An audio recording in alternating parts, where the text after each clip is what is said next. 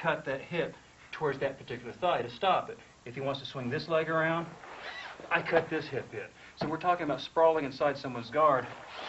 We're talking about really laying those hips back in a way. I want my hips lower than the midline on his body. So if we just bisected his body here, my hips got to be low. If they're all the way, like 1 millimeter off the mat, that's fine. I'm just making it harder for him to work, making it harder for him to turn me over.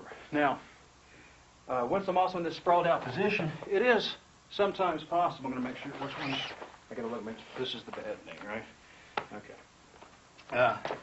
It's possible when you're in the sprawl position, you can go to work with, pulling on the feet and crunching up from here. A lot of people will try and work this stuff from this position too, but it's too easy to be countered and pushed off. You can, from the sprawl, sometimes you can just reach back and see if it feels like it's an easy reach for you to pull through, and that's fine. What you can also do is diagnose which foot is the locking foot, which means the foot on top. By sprawling back, just grabbing onto the toes of that foot, you can put your hips through his thigh while you're doing your sprawl, and actually just start pulling that foot up towards, think about taking it towards his nose. By doing that, it already just starts opening up that guard position for you to go ahead and move around to a crossbody ride, where it's pretty obvious we're going to go into a series of little shin locks right here. And all that took is most people have a preference with which foot they put on top. So in this case, Corey's riding with his right foot on top. So I keep my sprawl going on, I do my reach, find the toes, think about the toes going towards his nose.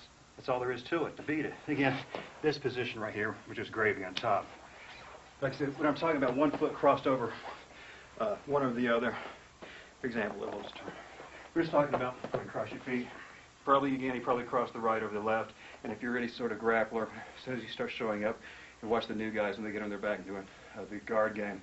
Just take a look. Most people have it's like whether being right-handed or left-handed, they have a preference about which one they're going to use. And that way you'll know which one you can reach for. Let's go hit the camera here again. Another idea, one of my favorite, is we've got the half pressure squat and the full pressure squat.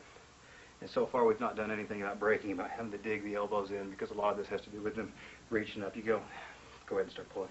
You get into all these wars of how this is going to be, where this leg placement is going to be.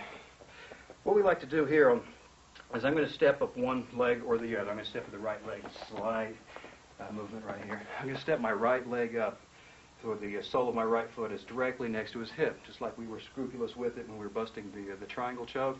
It's not out from his hip, above or below. Sole of the foot right next to his hip. So whenever I step it up, it's right here. Now once I've done this, my weight, I'm leaning forward. I'm not back, I'm not posting out. I'm squeezing in. And I take the inside of my right elbow and I cup it on the outside of my right knee. So I'm squeezing in. Same time I'm squeezing in, I'm thinking about pointing my knee and my hips 45 over this shoulder. It's not just going this way, because if you're squeezing laterally, you start losing base. So what I'm doing is I'm squeezing and leaning this direction. And the lean is facilitated by this motion here. Once I got this up and I set the lean, I come up on my toes. Look what his feet just did. They opened for me. Okay, let's take a look at this again. He's holding on tight. We're in here, do all this work, 45 it in on the toes. Here's my break. That's all there is to it. Now from here we could launch into a series of leg locks or spring-aways, but this half pressure squat is practically all that's needed to bust these legs open. Obviously we'd work it on both sides. He's in, holding in.